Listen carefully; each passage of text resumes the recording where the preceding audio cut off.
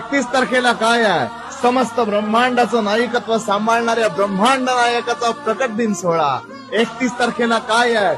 भिऊ नकोस, मी तुझ्या पाठीशी आहे हा संदेश देणाऱ्या स्वामी महाराजांचा आनंद सोहळा. 31 तारखेला काय आहे? कष्टकऱ्याच्या मागे अविरत उभारणाऱ्या ब्रह्मांड नायकाचा प्रगट दिन सोहळा.